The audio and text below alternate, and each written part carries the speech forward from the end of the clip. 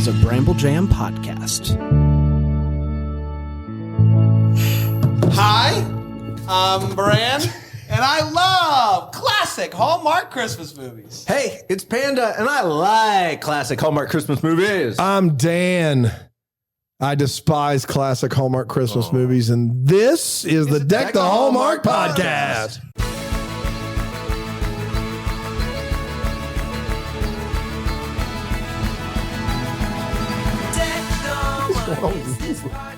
Hello, everybody. Welcome to Deck the Hallmark. You know what my favorite part of today is, aside from the fact that it's Friday, weekend starting early, get it going, is that I drank over half of Panda's Diet Coke. He didn't notice.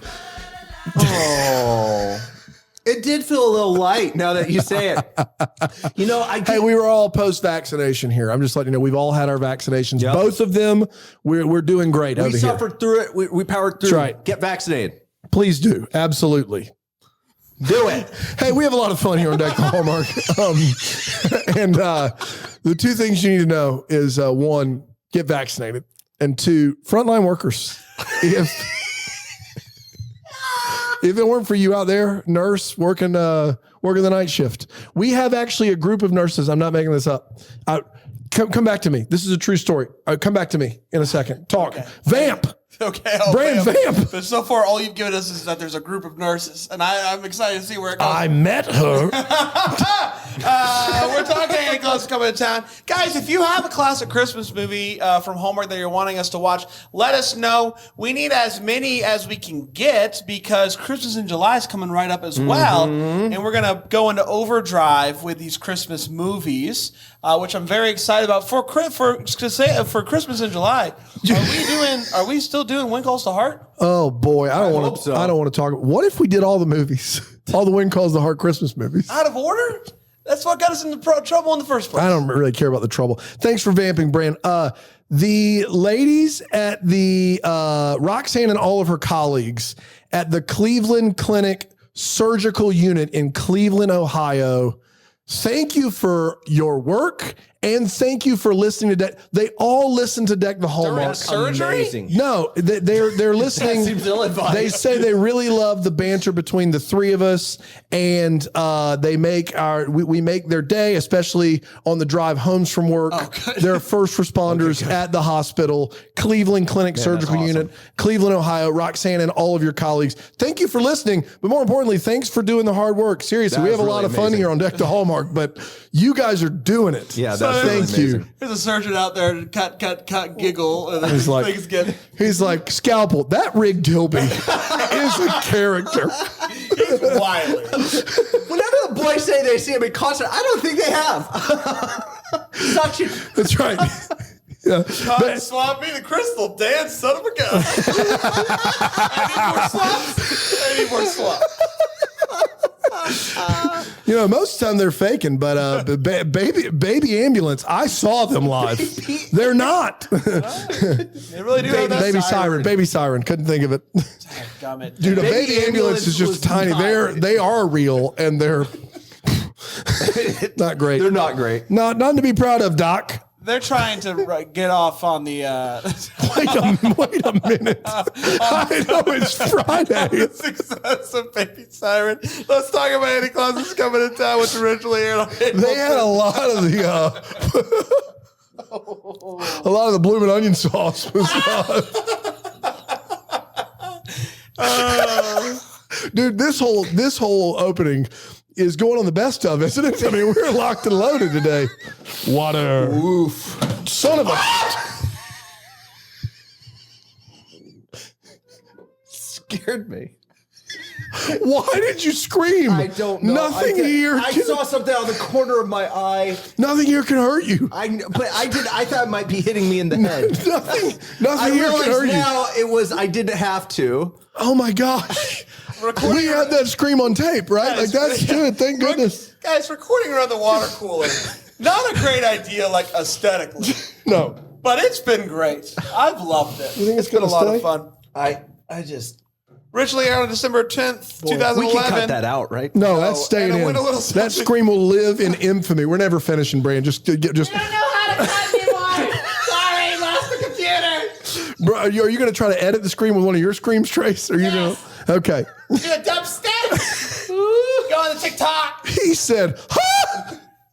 That's what Panda did. December 10th, 2011, it went a little something like this. The movie kicks off in the North Pole where we meet Annie, who is Santa's daughter. Annie is going on sabbatical, and it's going to be her first trip away from the North Pole. She needs to experience the world to make sure that she really wants to stay at the North Pole, to make sure it's really the thing that she's passionate about in life. She throws a dart at the globe where all good decisions are made, and she decides she's going to go on sabbatical in Los Angeles. Thank God it was a big city. Thank goodness. Can you imagine? Lyman, South Carolina. She's going to stay at the Candy Cane Lane because, the Candy Cane Lane. We find out that there's this dude named Chester who works at the North Pole. He's technically next in line with to be Santa if Annie doesn't want to become Santa when Santa retires. Are you tracking with that? Yes. If Annie's out, Chester's in. And he's constantly like, Annie, are you okay? So, Chester finds this guy named Dean to find her and make her fall in love with him and keep her in Los Angeles forever. So what you're saying is this Dean, she's been hit by a smooth criminal? Oh, boy.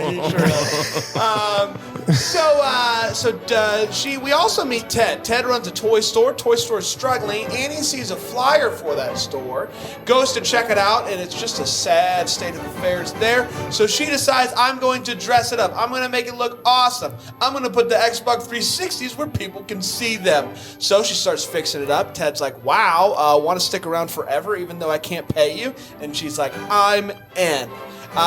She keeps the store traffic up. It's been improving around the holiday season, and it's all happening because she's decorating for Christmas. That's all it takes, boys.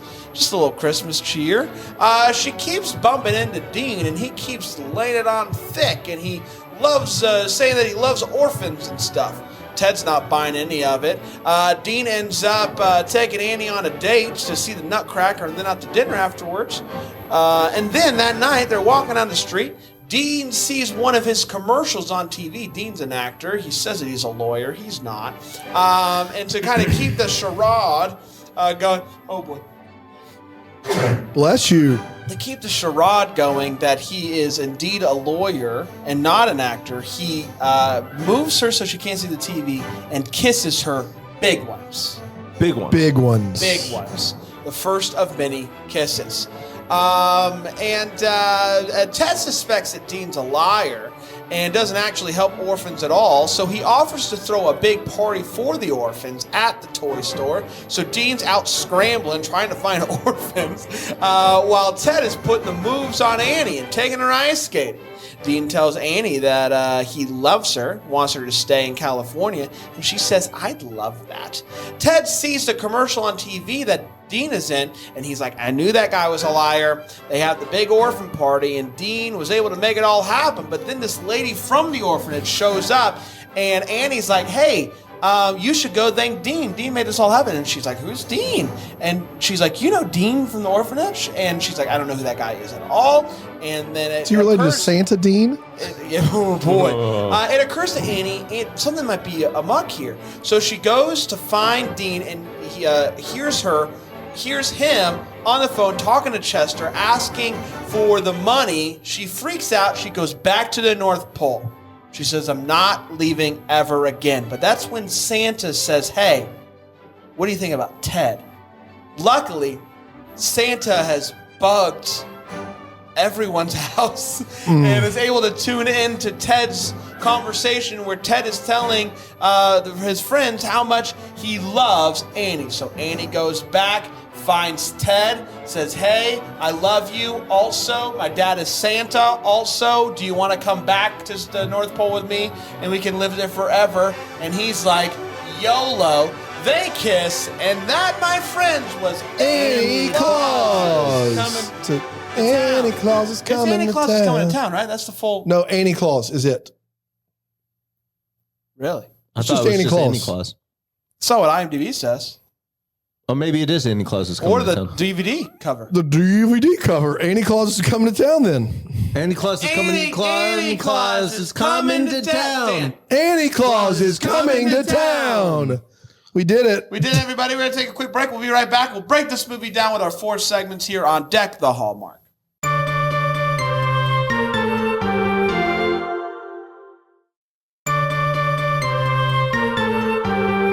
Oh, boy, yeah. we did it. I'm very excited, boys, to break this movie down. This classic from 2011 that you can only see nowadays on Hallmark Drama because of some things on this movie that didn't age well. That's right. Or on Philo. You can see it on Philo. Yeah. On Philo. No commercials. No commercials. Just Philo. On Philo. Great. Boys, you want to break this down? Yeah. Let's start I with would a hot love take. to. Let's share exactly how we felt about this movie. I'm going to start with my good friend Panda. Panda, what'd you think, pal? So this movie's interesting to me for a couple reasons. For a Hallmark movie, first of all, it's clearly a ripoff of Elf. Like clearly, Yeah. This movie entirely hinges. The success of this movie is going to entirely hinge upon the sincerity and the believability of Annie. Like if she can sell the idea that she is in fact the daughter of Santa Claus and has this happy-go-lucky sincerity, this believability about her, then the movie will work. And in this case, it does. Like, I really do think that she does a good job of selling it. I bought her. At first, I was not in on this movie, but as it went on, I really enjoyed it. I liked it overall. There's a lot that doesn't age particularly well in this movie. It is a blatant ripoff of Elf. And so as a result, it's a little tough to get through that. But overall, the performances are, for the most part, pretty charming. I like Dean as the bad guy. He's a riot and sleazy enough. You're talking about Maria Thayer as the lead. Yeah. Yes. She's wonderful. Yes. She's great in this. And so, I think that this movie for me is a like overall.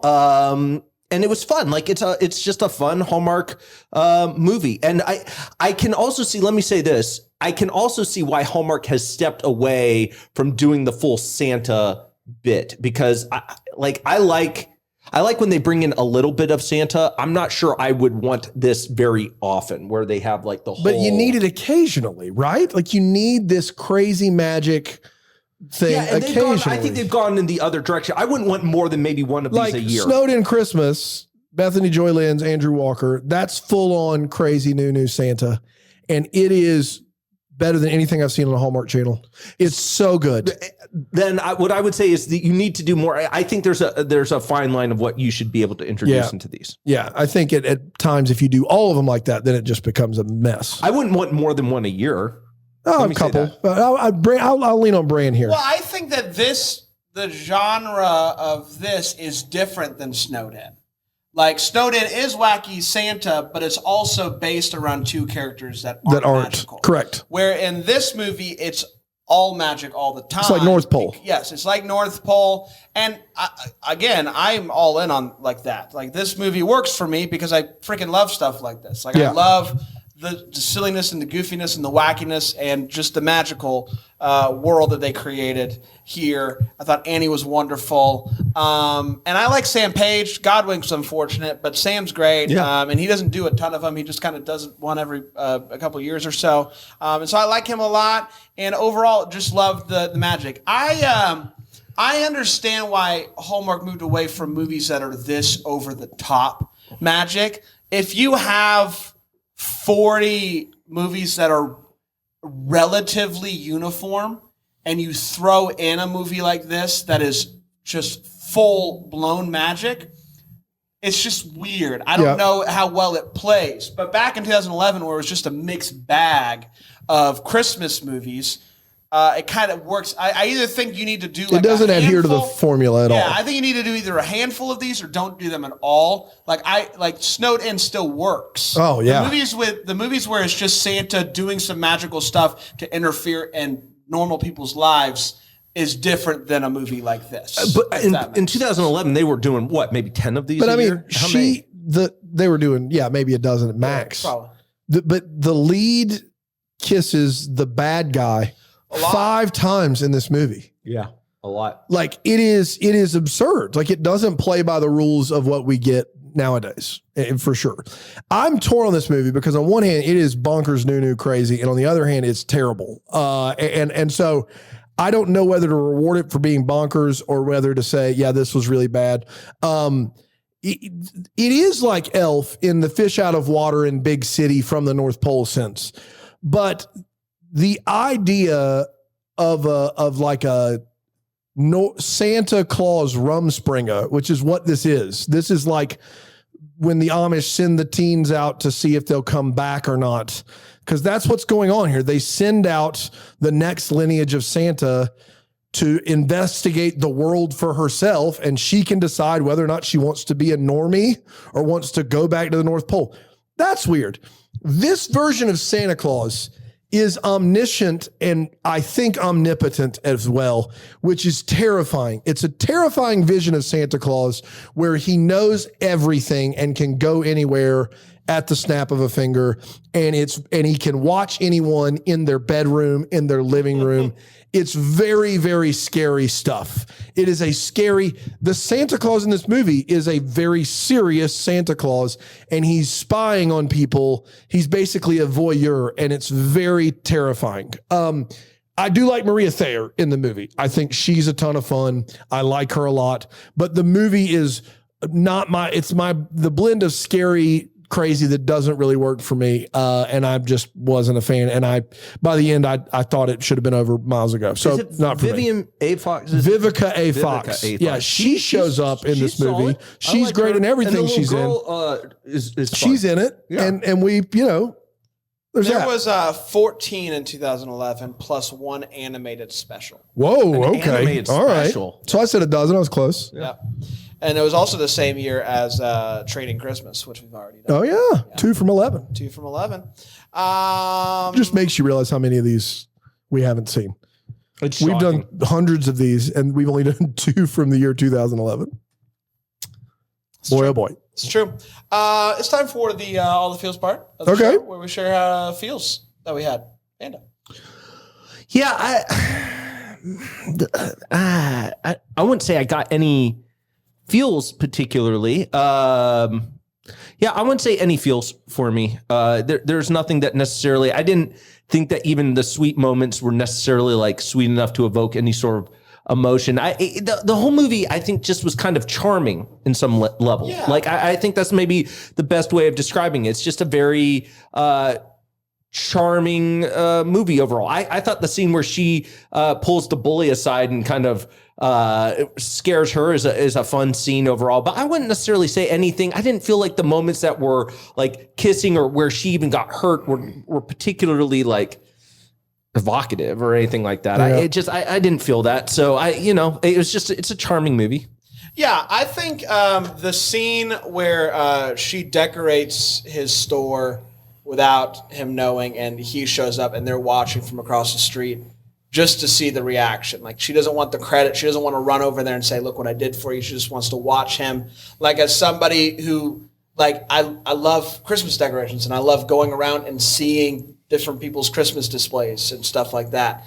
It brings me joy. And so I can imagine, I haven't been able to do that crazy display that you see on the TVs, but one day maybe I will, and it will be fun to just see people's reaction to that. And so I liked her as a Christmas lover, just watching someone's joy from seeing Christmas come to life for somebody who hasn't had that for a long time. That scene was good, but it also was the most reminiscent of Elf of any scene for me. Yes. Like that and her walking down the street saying Merry Christmas to everyone, which he doesn't actually do in Elf, but it's similar. But the decoration scene was the one that worked, but it also reminded me like it was like a straight up rip of Elf. And I was just kind of like, okay, well, they did it again. That's all I had. I don't have anything else. Okay, let's take a quick break. We'll get to Wait What's here on Deck the Hallmark.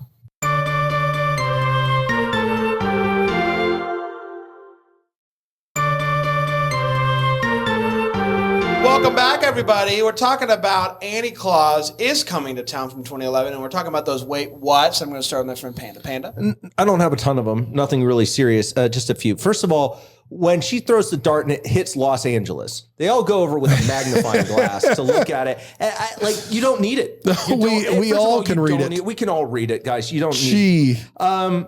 This one, I think we ended up solving as we talked it out, but I'm still going to submit to you. It's not a smart idea to be stacking Wii boxes or Xboxes on top of one another like she does in the displays. But it's possible it was just a very empty boxes. box. Yeah, it's an empty box sitch. It's a hey, I want this. They put this stuff in the box. And they take the box away so they know how many's left. Yeah, Costco sitch. Yeah, and I'm there for it. So, the final thing is they talk about at one point, Ted is dressed up as Santa Claus and he's interacting with all the kids and they say he is a great Santa Claus.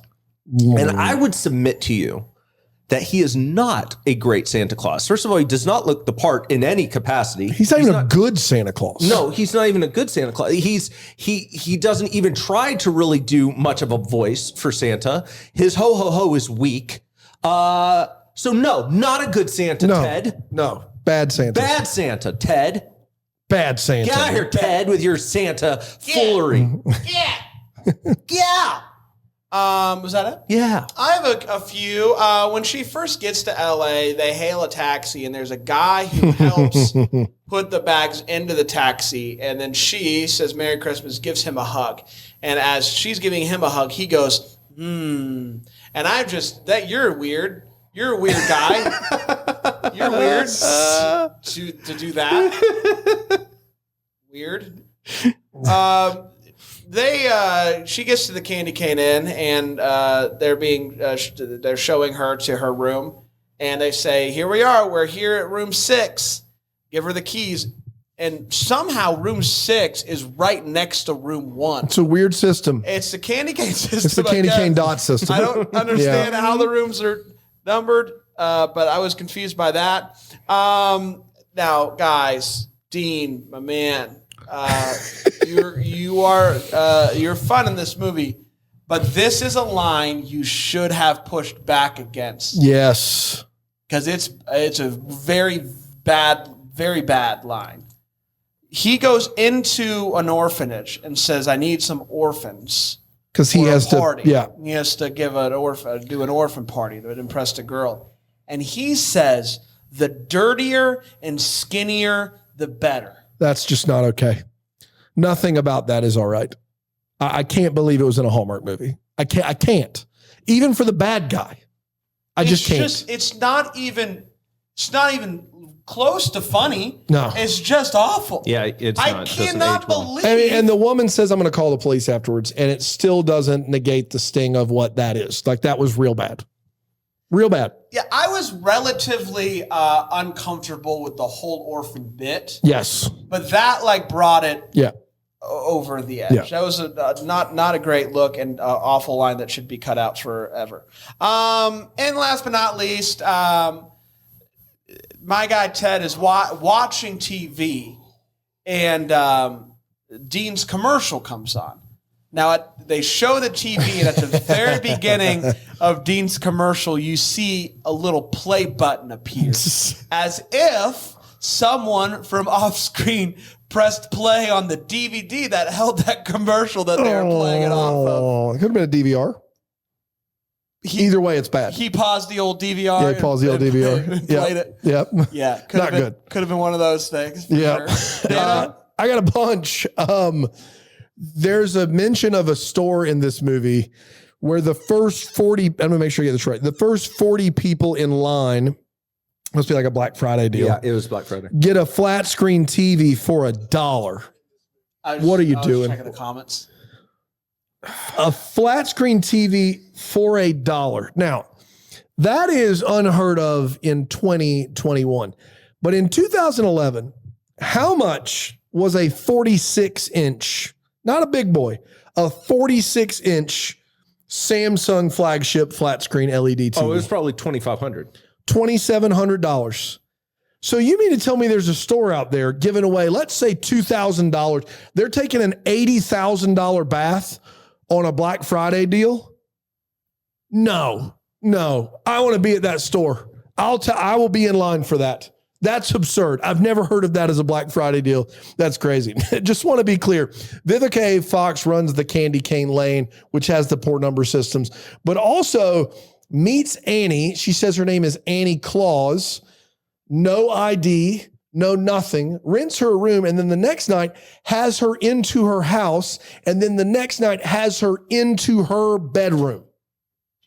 2 days after meeting No ID Annie Claus, Vivica A. Fox has her into her own bedroom just to talk.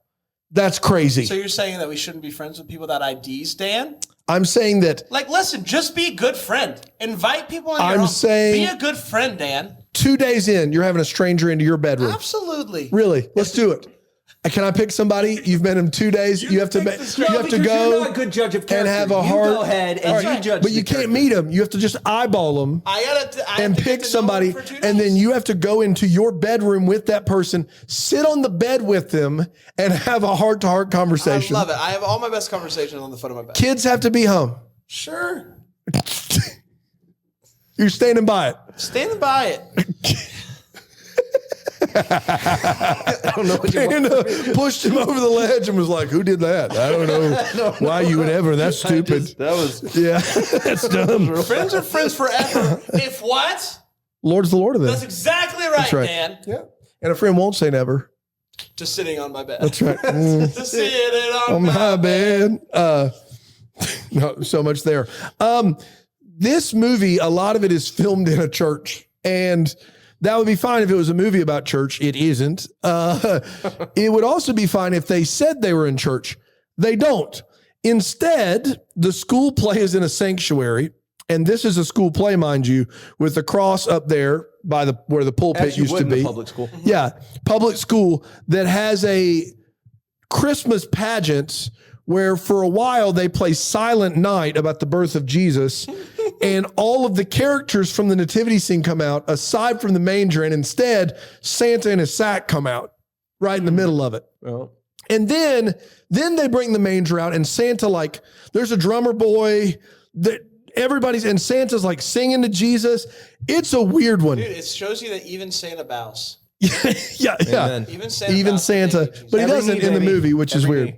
Amen. But if that's not bad enough, Dean has acting classes in what's clearly the youth group room, because in this room there is a giant spray painted Jesus behind him. Like, he's in an acting class, and behind him the whole wall is spray painted just the word Jesus. I just don't know what's happening in this movie. Could we not find any other set to do a public school Christmas pageant and an acting class aside from a local church? Well, I'm sure some acting classes meet in churches in LA, right? I guess it could happen, but it just seemed very, very weird. And I guarantee you some of the other scenes were in churches too. Like the scene where he comes into the orphanage, that was in a church. I guarantee that was like the lobby. Like, they probably just used a church to film the movie because the movie was made for $1. Like, it was like a flat screen TV situation.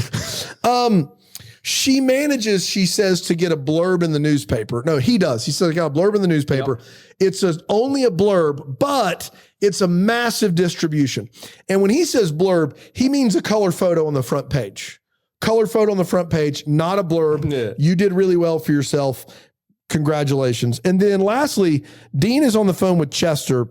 We got on the front page a blurb of they did a distribution out in Greer. Remember that? Oh, that was fun. That was a massive picture. That we were like front story. It was a big paper. Yeah, we were big time. The free paper that got thrown on people's yards. Yeah, that's the good stuff. That's where you get that's big distribution. Dean is upset because he's supposed to get paid for trying to woo her, and he's mad they're going to mail him a check. That's where he draws the line. Right. Like, he'll do insurance commercials with a check in his hand. He doesn't want a check mailed to him. I don't know why that's a problem. That's weird.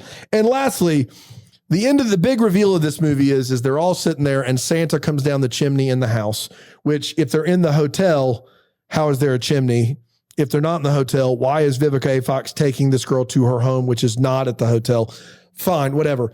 Santa comes down the chimney. Then Annie comes down the chimney. Santa's there.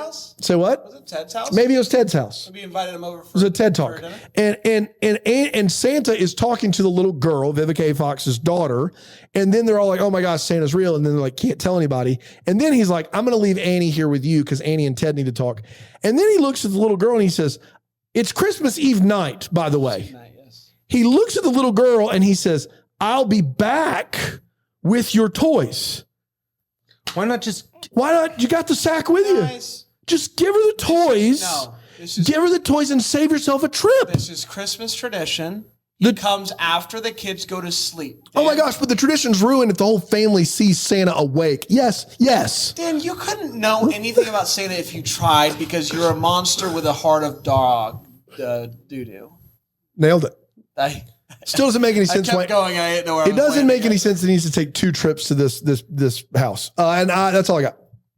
That was mean. That was mean. It's not like the sleigh. The sleigh is good for the environment. You call my heart dog doo-doo. Yeah. And you would let a stranger come sit on your bed after knowing them for 2 days. Yeah, I wouldn't let you come. I know good character. Yeah, you do. You do. It's time for What the Hallmark. It's where we wonder what could have been, maybe happened, give some Clarity. to the Questions that we still have. I'm going to start my good friend Panda. The taxi driver. I need to go back. I am. Some days I feel it, and other days I'm just not. It's the air condition. It's helping a ton It really right now. does help. I'm telling you. I've been thinking all afternoon about how we can rearrange our entire. Yeah. Oh my gosh, it feels. It feels like $1 million over feels here. so good. I mean, I I've can't got even some tell you. Thoughts. I got to sketch them down later in my journal. So I want to know about the taxi driver and who hurt him, because he says, well, I laughed out loud. She comes at the very end. She's clearly distraught and heartbroken over Dean, and Annie climbs into the taxi, and the taxi driver just calmly looks over at her, and he goes, "So how was your time in Los Angeles?" And then just smiles creepily.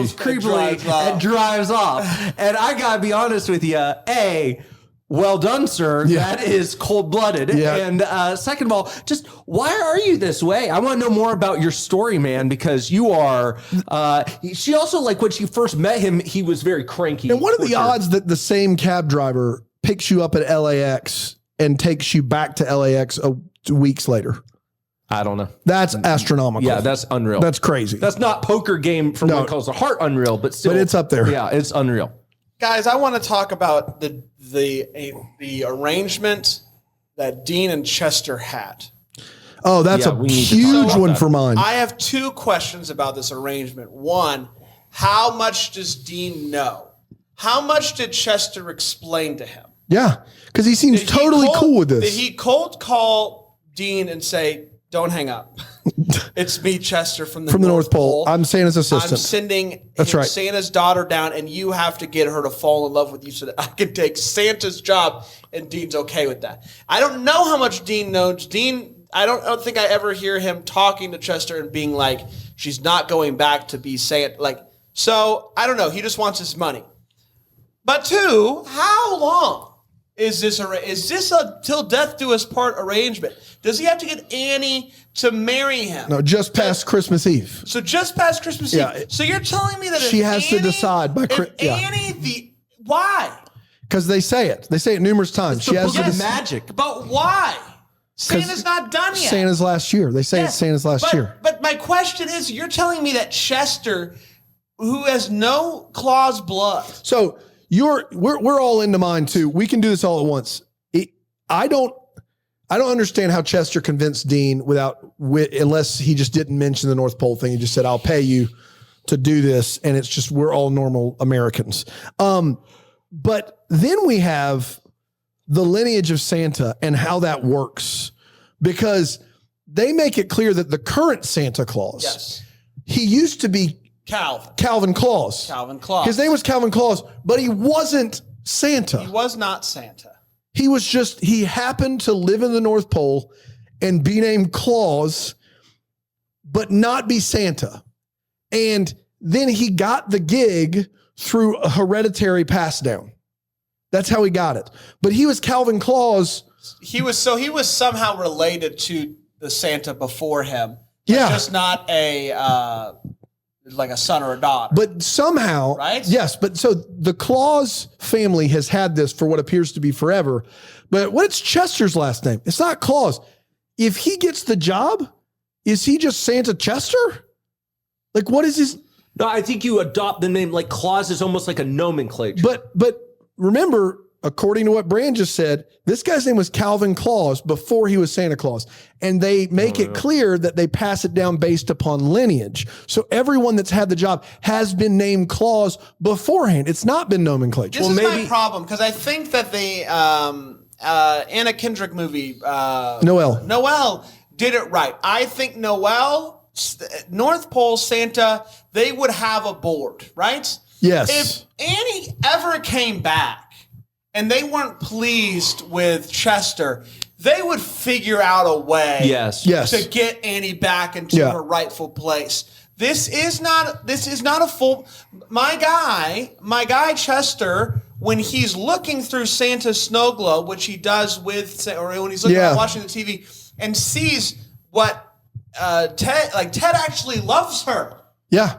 Like that's the home run there. Like do an audible, man. Like Omaha. Yeah. Like let's see what happens with Teddy. Yeah, Teddy Ballgame. I don't know, man. It just seemed like a big risk for old Dean. Well, and then he gets exiled. That's my last one. Yeah, okay. They just say Chester got exiled.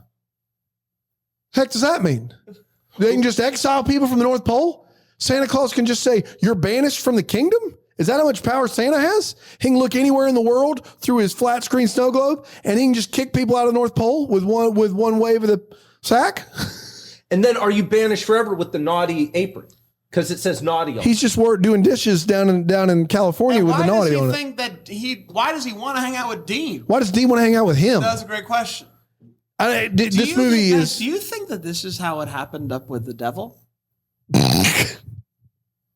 The devil was up to some shenanigans. Trying to ship like Eve off with a different... Yeah. And God sent him down to wash dishes? Yeah. An ancient double hockey stick. Okay. It's deep, man. Know. It's Friday. I'm going to give you a break. I'm just throwing that out there. Speaking of throwing it out there, it is time for the double decker of the week.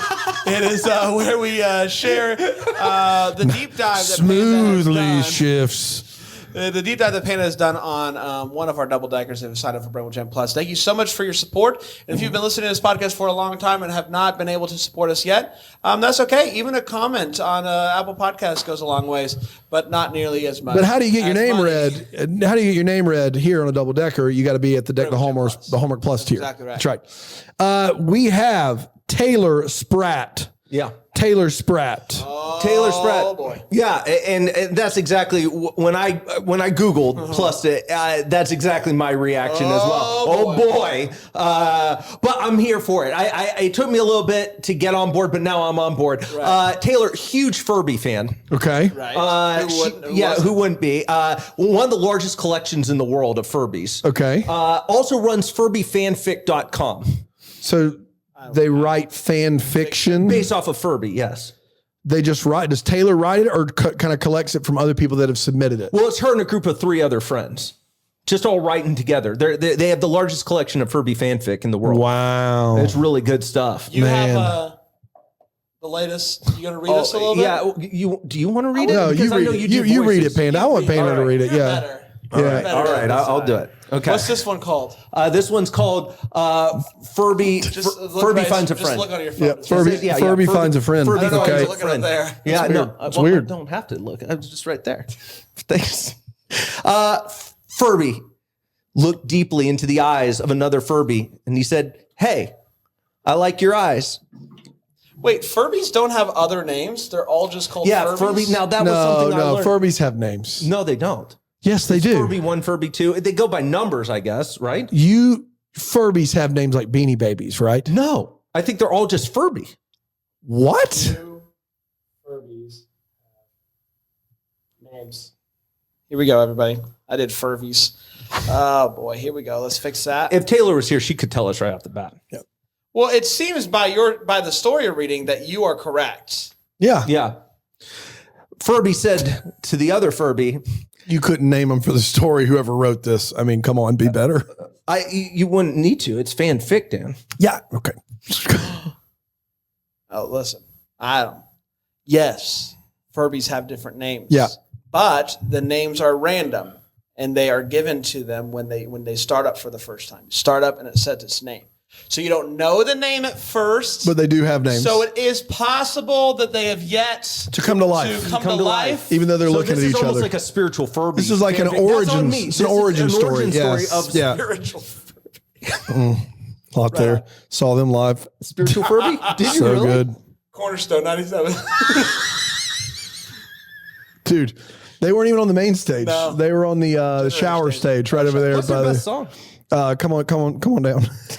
They did an altar call. It was the end of the. Yeah, it's the end of the. Come on down. Yeah, that's it. They were like a twang, like a bluegrassy kind of band. It was good. Come on down. And they would sing that until at least 30 people came to the front. I see that head, I see those eyes. You are wondering what's going on. Come on down. I love this. I love it even more at Cornerstone. You know what? It made it difficult when there were only 15 people. That's right. But they would keep doing it. That's right. I don't know. So great. Okay, so we'll be back.